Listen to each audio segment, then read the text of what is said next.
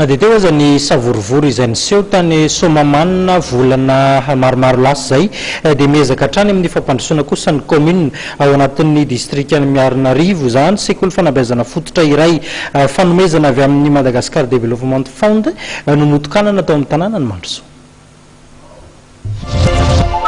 Trano vaovao misy efitrano fianarana telo efa misy fanaka ary trano fidiovana no notokanana tao amin'ny EPP Nomentso commune Soamamana district ny Miarinarivo Itasy ny alarobia teo.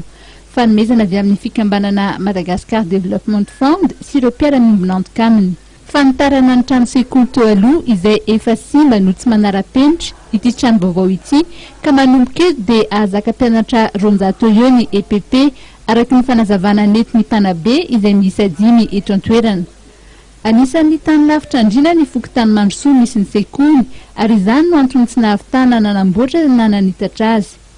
Tatitra avy amin'ny zanaky ny tanàna Bernard Ravelzona no nandraisan'ny MDF fanapahan-kevitra hikaroka famatsim-bola andrenana ity trano sekoly ity ka dia namaly ny antsony ireo mpiara-miombona antokaminy Hudson Foundation any Australie sy ny fianakaviana Lynch any Grande-Bretagne namady vola hatramin'ny 80 tapitrisa ariary nandrenana izany sy ny fividianana kit scolaire, baolina sy kilalao no zaraina tamin'ny mpianatra.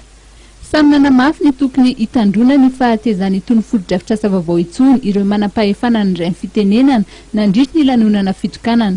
Tonga tena toerana ny solitenan'ny ministeran'ny fanabeazam-pirenena ireo manam-pahefana ao toerana ary Andriamatoa Brian Donaldson mivady mpiany MDF.